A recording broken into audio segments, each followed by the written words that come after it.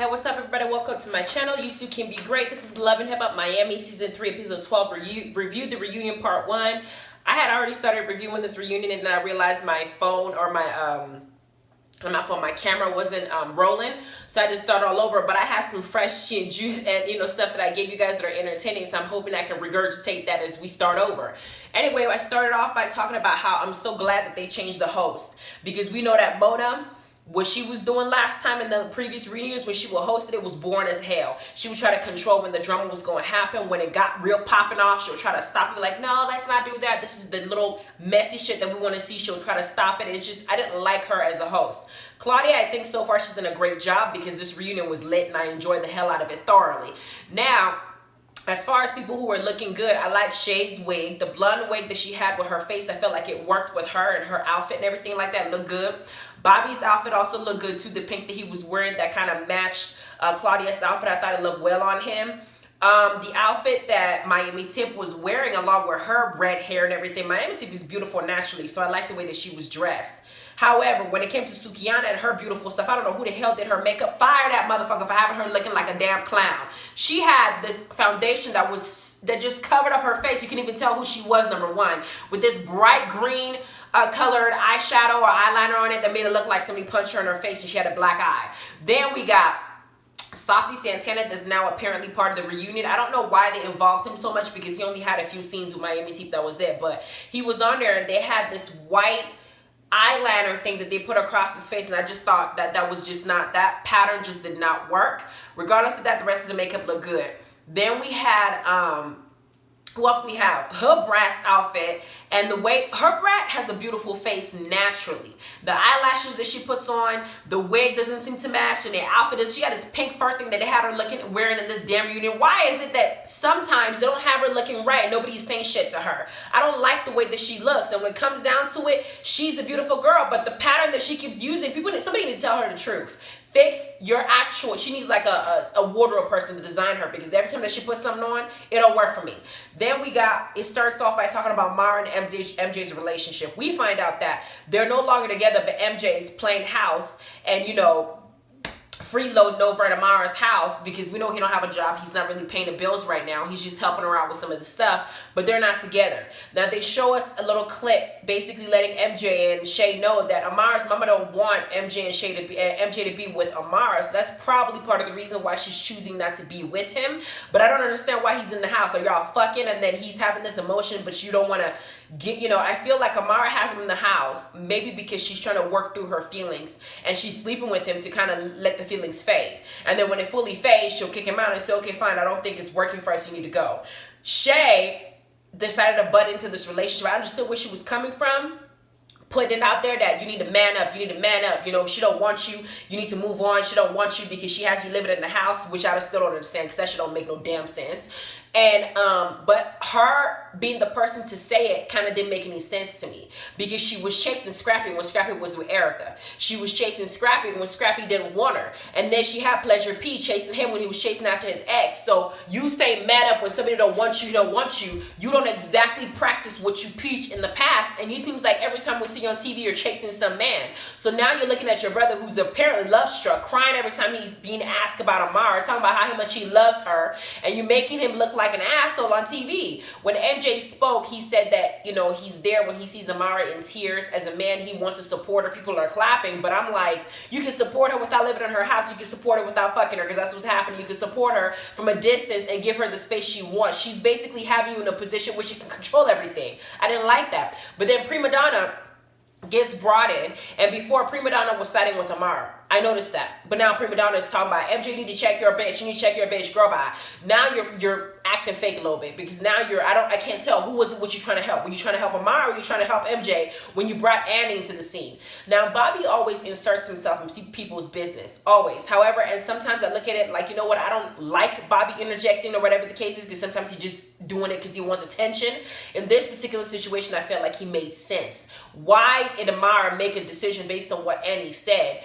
But the thing is, Amara keeps repeating that everything that Annie said is akin to what she's experiencing. At the same time, I don't think that Annie should have been the one to even give her the realization. She should have come to that conclusion on her own without letting somebody who was MJ's life 10 years ago be the defining person. It's an excuse for her to let him go. Then we had Prima Donna interjecting, saying, you know, Annie's not here.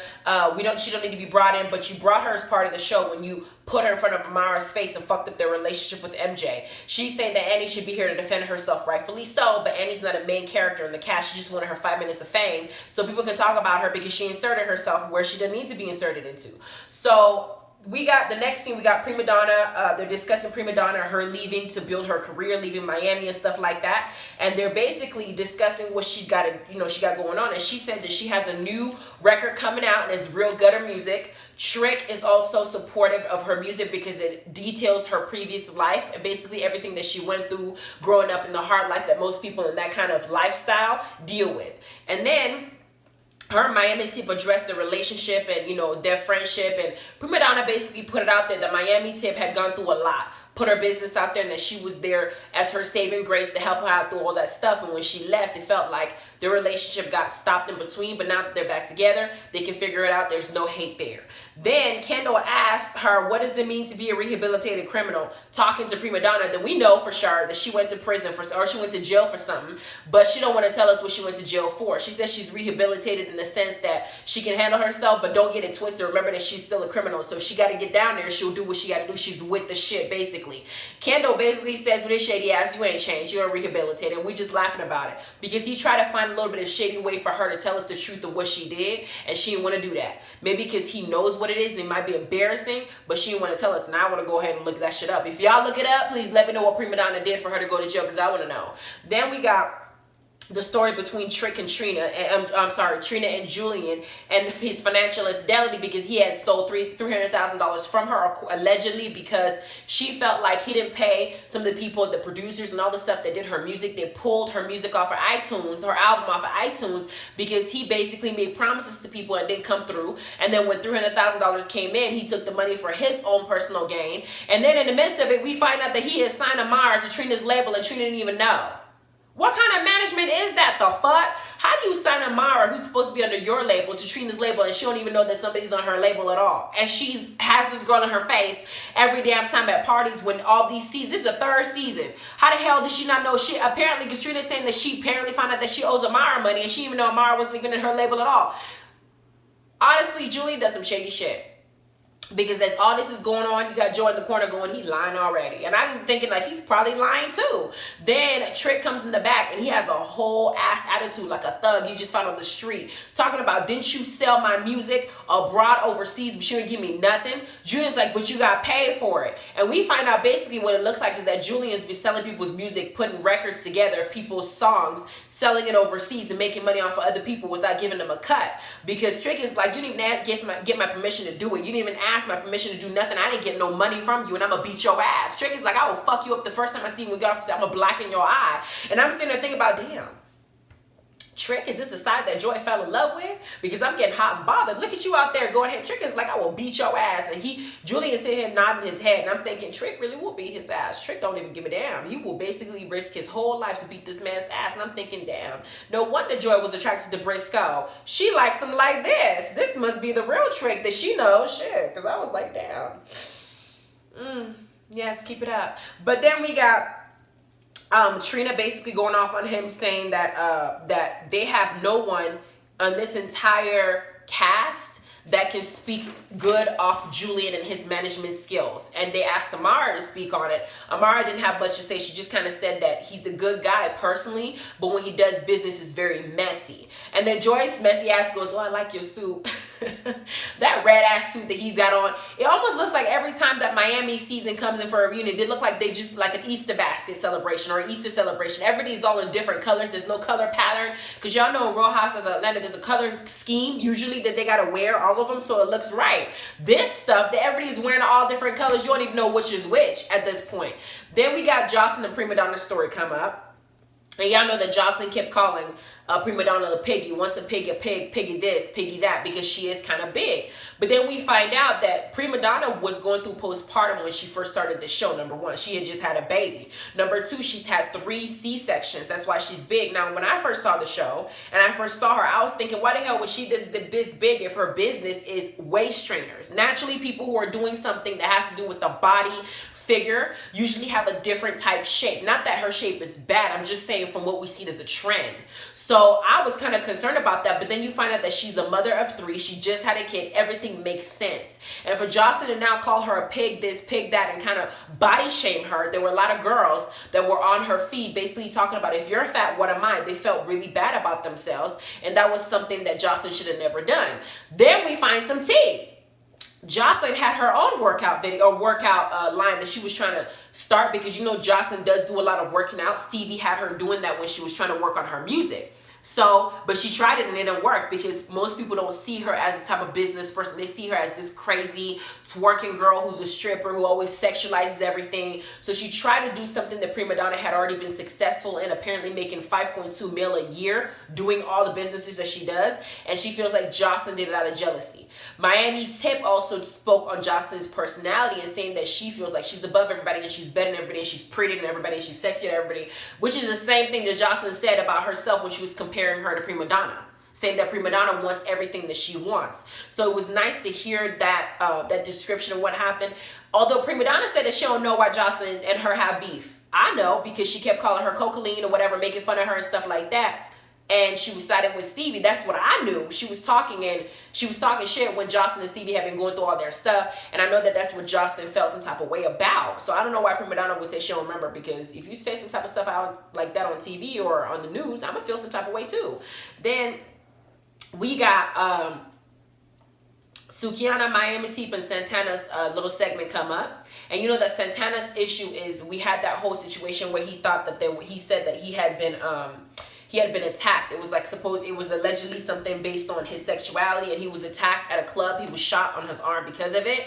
And Miami Seep had gone on Instagram and told everybody that it wasn't what he said it was. That it was because he was twerking at a club and he was harassing the security guard, and that he had taken off his thong and was twerking him. The security guard was like, "Put your thong back on, because you don't need to be doing this at a club, whatever the case is." Santana's telling us it was a strip club. Number one, he was partying, he was twerking. He's known to go out there and be rowdy. That was a new security guard they never met before, and that the security guard was harassing him. But Miami Tip said that he was cussing the security guard out and he was getting all ratchet and stuff like that. Now, Bobby made a good point in this situation. He said if it was the female that took her thong off and was popping and twerking, the security guard would not have asked her to put her clothes on or stop doing what she was doing. And that was very true. It was because it was Santana, who happens to be a male, that's out there twerking with his thong off in a club. That was the reason why he was asked to do that, and he was asked to do it. But at the same time, Miami Teep said that he had asked the security guard, had said, "This is a gentleman's club. Please put your thong back up." So I don't know if it was the ambience or what kind of club it was going on. But if you say strip club, I'm thinking everybody in there can get naked if they want to, because people already walk around half naked. What's the difference if Santana does it? That's how I'm perceiving it. But who knows? Either way, they still didn't get to a conclusion or resolution. Miami Tip has her views on what she perceived and what she saw, and Santana has his views, and they just kept going back at it. There's just some ratchet shit. Then we got Trina and Nikki Natural Disaster segment comes up, and they show Nikki making the ass out of herself, going off on people and trying to think that she could be Trina. Trina stay yelling at somebody. Trina stay, when she gets mad, she goes, it's just a mile a minute. You don't even understand. She's faster than me when she talks, when she's mad, okay? And I'm pretty fast when I speak. And she just goes off. But I've never actually seen Trina do anything physically. She just says, "I'm gonna whoop your ass," and she just keeps going off. Now that Nikki's segment comes up, they're talking about Nikki, and Trick says, I was trying to play Captain Save, but I am saving no more hoes no more. And then Trina says, well, she's acting the way she's acting because she don't got dick in her mouth no more, because she said she was celibate. Y'all remember? Well, we know she wasn't celibate, child. Stop. Then Trina and her start talking, and she said that, the thing that got to me is Nikki didn't say much. Now that she's at the reunion, she was very calm. She tried not to articulate herself as loud as she did before when it was Hood Brat and Sukihana and all of them and Joy trying to fight her. She stayed calm, and it seemed like now Trina's pissed off and Trina's yelling and screaming and going off at the mouth and calling her kids dirty. I thought that one went too far. Why is Trina telling her to go take care of her dirty ass kids? Why her kids gotta be dirty? That shit didn't make any sense to me. Why you gotta talk about somebody's kids like that? That's a problem. You can go after somebody, but there's some innocent people that didn't do shit to you. Why would you say that? I know that she was mad, but I felt like that was too far. Then I didn't understand why Nikki felt like this moment was her moment to be classy. Girl, this is your chance to be just as ratchet as you were before, because now you got Trina in your face and she's telling the security guards don't touch her. They weren't touching her, and she could attack you, but she stayed quiet, talking about what kind of example are you, bitch? By you were a hot ass mess. What kind of example are you for all your kids? Please, that's the pot. That's the pot saying to the kettle the same thing. Your ass is not the good example of what a person is supposed to be. If you're out here acting ratchet, calling people bitches and trying to fight and stealing people's cell phones and shit. Now all of a sudden you want to act classy. Stop it. Shut up. Stop it. But then I'm saying Nikki in the back. Trina said that she don't trust the mother of four with braces. She don't trust them. And I'm thinking, you know what? I'm not used to seeing adults with braces. I'm really not. It does look a little bit odd. At the same time, it happens. You know, people wear braces at all ages. It's not like there's an age limit on it. There isn't. Maybe that's a look for her, or maybe that really is because she has fucked up, she has messed up teeth and she wants to correct it. Either way, I don't know. But while this was happening, Nikki decides to go in the back, and that's when she decides to get mouth. She says that Trick and Trina are, what's she call them? Y'all remember what she called them? She called them buffoons or something like that? She called them something together. And Trina had fed up. She's fed up at this point because she feels like Nikki Nash only speaks when she feels like she doesn't get touched. So Trina chases her ass all the way to the back, asking the producers to let her in, because now you got Nikki talking to Kendall, and she's trying to get back there to get through to figure out what's going on, and nobody would let her in. Now that's how this reunion ended. I mean, it was a huge blowout. We got Trey showing himself. We got Sukihana about to talk about her story. The next one that's coming up, we found out that Briscoe he may have gotten somebody pregnant on the cast. I don't know. Cello's sitting right there. I don't know if it was the other rapper that hang around Sukihana, a million, whatever. She said that her period didn't come in. I don't know if it has anything to do with Briscoe and Cello, but that's how they put it.